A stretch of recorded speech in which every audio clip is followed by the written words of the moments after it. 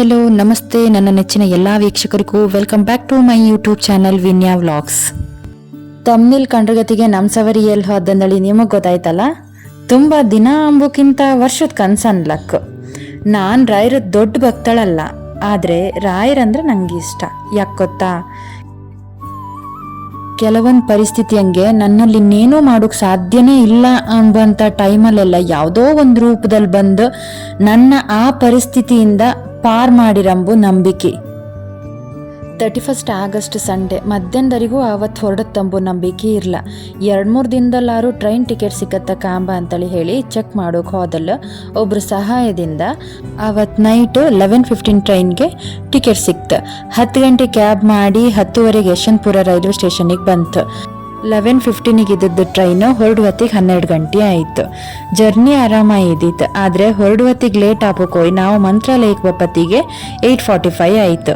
Railway ಸ್ಟೇಷನಿಂದ ಹೊರಗೆ ಬಂದು sharing ಆಟೋದಲ್ಲಿ ಮಠದ ಎಂಟ್ರೆನ್ಸಿಗೆ ಬಂದು ಇಳ್ಕಂತ ಅಲ್ಲೇ ಎಂಟ್ರೆನ್ಸಲ್ಲಿದ್ದದ್ದು ಹೋಟ್ಲಿಗೆ ಹೋಗಿ ತಿಂಡಿ ತಿನ್ಕೊಂಡು ನಮಗೆ ಪರಿಚಯ ಇದ್ದವ್ರ ಕಡೆಯಿಂದ ಮಠದಲ್ಲಿ ಒಂದು ರೂಮ್ ಬುಕ್ ಮಾಡಿ ರೂಮ್ಗೆ ಬಪ್ಪತ್ತಿಗೆ 10:30 ಆಯಿತು.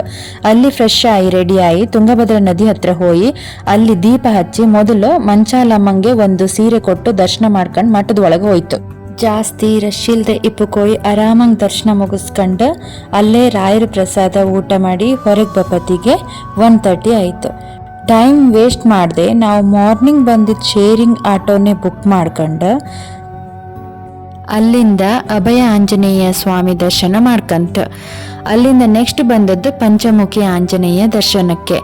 ಅಲ್ಲಿ ದರ್ಶನ ಮುಗಿಸ್ಕೊಂಡು ಅಲ್ಲೇ ವಾಕೆಬಲ್ ಡಿಸ್ಟೆನ್ಸ್ ಹಂಗೆ ಲಕ್ಷ್ಮೀ ನರಸಿಂಹ ಟೆಂಪಲ್ ಇತ್ತು. ಅಲ್ಲಿಗೆ ಹಾಪು ದಾರಿ ಮಧ್ಯದಂಗೆ ಬಿಸಿಲು ಜಾಸ್ತಿ ಇದ್ದಿತ್ತು ಅಂತೇಳಿ ಹೇಳಿ ಅಲ್ಲೇ ಗೋಲಿ ಸೋಡಾ ತಕೊಂಡು ಕುಡ್ಕೊಂಡು ದೇವಸ್ಥಾನಕ್ಕೆ ಹೋಗಿ ದೀಪಕ್ಕೆ ಎಣ್ಣೆ ಹಾಕಿ ದರ್ಶನ ಮುಗಿಸ್ಕೊಂಡು ಅಲ್ಲಿಂದ ಹೊರಟದ್ದು ಬಿಚ್ಚಾಲೆಗೆ.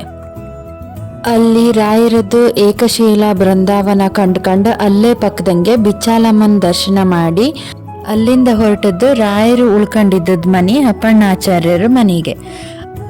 ಅಲ್ಲೆಲ್ಲ ಕಂಡ್ಕೊಂಡು ರಿಟರ್ನ್ ರೂಮ್ಗೆ ಬಂದು ಮತ್ತೆ ಫ್ರೆಶ್ ಆಗಿ ಮತ್ತೊಂದು ಸಲ ರಾಯರ ದರ್ಶನ ಮಾಡ್ಕೊಂಡು ರೂಮ್ಗೆ ಬಪ್ಪತ್ತಿಗೆ 5:30 ಆಯಿತು. ನಮಗೆ ರಿಟರ್ನ್ ಟ್ರೈನ್ 6:45 ಅಂತ ಗಡಿಬಿಡಿ ಹಂಗೆ ರೂಮ್ ವಿಕೆಟ್ ಮಾಡಿ ರೈಲ್ವೆ ಸ್ಟೇಷನ್ಗೆ ಬಂತು. ಸ್ಟೇಷನಿಗೆ ಬಂದಮೇಲೆ ಗೊತ್ತಾಯಿತು ಟ್ರೈನ್ ಸ್ವಲ್ಪ ಲೇಟ್ ಅಂತ ಗೊತ್ತಾಯಿತು. ಕಡೆಗೆ ನೈಟ್ ಊಟಕ್ಕೆ ಟ್ರೈನಲ್ಲಿ ಎಂತ ತಿಂಬುಕಾತಿಲ್ಲ ಅಂತ ಹೇಳಿ ಸ್ಟೇಷನ್ ಹಂಗೆ ರೈಸ್ ಬಾತ್ ತಗೊಂಡು ತಿಂತು. ಟೇಸ್ಟ್ ಅಡ್ಡಿಲ್ಲ, ಲಾಯ್ಕಿದ್ದಿತ್ತು. ಟ್ರೈನ್ ಟಿಕೆಟ್ ಬಪ್ಪತ್ತಿಗೆ ಮಾತ್ರ 2 ಸೀಟ್ ಮಾತ್ರ ಕನ್ಫರ್ಮ್ ಇದ್ದಿತ್ತು ಮತ್ತು ಒಂದು ಸೀಟಂಗೆ ಒಂದೇ ಸೀಟಲ್ಲಿ ಇಬ್ಬರು ಕೂತ್ಕೊಂಡು ಬಂತು. ಬಟ್ ಸ್ವಲ್ಪ ಕಷ್ಟ ಆಯ್ತು, ಆದರೂ ಅಡ್ಡಿಲ್ಲ. ಅಷ್ಟು ಸಿಕ್ಕದ್ದೇ ಅಂತ ಅರ್ಜೆಂಟಲ್ಲಿ ನಮ್ಮ ಪುಣ್ಯ ಅಂತ ಅನ್ಕೊಳ್ಳಕ್ಕೆ. ಬೆಳಿಗ್ಗೆ 4 ಗಂಟೆಗೆ ಟ್ರೈನ್ ಬೈಯಪ್ಪನಹಳ್ಳಿ ಹತ್ರ ಬಂದು ನಿಂತ್ಕಂತು. ತುಂಬ ಹೊತ್ತು ನಿಂತ್ಕೊಂಡಿದ್ದಿತ್ತು. ನಮ್ಗೆ ಅಷ್ಟೋ ತನಕ ಗೊತ್ತಿರಲಿಲ್ಲ ಯಶವಂತಪುರಕ್ಕೆ ಟ್ರೈನ್ ಹೋಗ್ತಿಲ್ಲ ಅಂತ. ನಾವು ವೆಯ್ಟ್ ಮಾಡ್ತಾ ಇತ್ತು. ಆದರೆ ಅದು ಹೊಸ railway station SMVT last stop ಅಂತ ಗೊತ್ತಾಯಿತು. ನಮಗೂ ಟ್ರೈನ್ ಜರ್ನಿ ಬಗ್ಗೆ ಅಷ್ಟು ಐಡಿಯಾ ಇರಲ್ಲ. SMVTಯಿಂದ ನಮಗೆ ತುಂಬ ದೂರ ಆತ್ತಂತೇಳಿ ಹೇಳಿ ಅಲ್ಲೇ ಇಳ್ಕೊಂಡು ಮೆಟ್ರೋ ಸಿಕ್ಕತ್ತೆ ಡೈರೆಕ್ಟ್ ಅಂತ ಅಲ್ಲೇ ಮಧ್ಯ ಹಳಿಯಲ್ಲೇ ಇಳ್ಕೊಂಡು ಹಾರ್ಕೊಂಡಂತೂ ಮೆಟ್ರೋ ಸ್ಟೇಷನಿಗೆ ಬಂತು. ಮೆಟ್ರೋ ಸ್ಟಾರ್ಟ್ ಆಗೋದು 5 o'clock. ಮತ್ತೆ 1 hour ಅಲ್ಲೇ ವೆಯ್ಟ್ ಮಾಡಿ ಅಂತೂ ಮೆಟ್ರೋದಲ್ಲಿ ಬಂದು ಮನೆ ಸೇರ್ಕಂತ. ಈ ಪ್ಲೇಸ್ ಬಗ್ಗೆ ಇನ್ನೊಂದು ಡೀಟೈಲ್ಡ್ ವಿಡಿಯೋ ಮಾಡಿ ಹಾಕ್ತೆ. ನಮ್ಮ ಈ ಅನ್ಎಕ್ಸ್ಪೆಕ್ಟೆಡ್ ಸವಾರಿ ಬಗ್ಗೆ ನಿಮ್ಗೆ ಎಂತ ಅನ್ನಿಸ್ತು ಅಂತೇಳಿ ಕಮೆಂಟ್ ಮಾಡಿ. ಇಷ್ಟ ಆದರೆ ಹಾಗೆ ಒಂದು ಲೈಕ್ ಕೊಡಿ. ಹಾಗೆ ನೀವಿನ್ನು ನನ್ನ ಚಾನಲ್ನ ಸಬ್ಸ್ಕ್ರೈಬ್ ಮಾಡದೆ ಕಾಣ್ತಾ ಇದ್ದರೆ ಒಂದು ಸಬ್ಸ್ಕ್ರೈಬ್ ಮಾಡಿ ಅಲ್ಲ. ಮುಂದಿನ ವಿಡಿಯೋ ಜೊತೆಗೆ ಮತ್ತೆ ಸಿಗ್ತೇಕಾ. ಬಾಯ್ ಬಾಯ್. Thank you.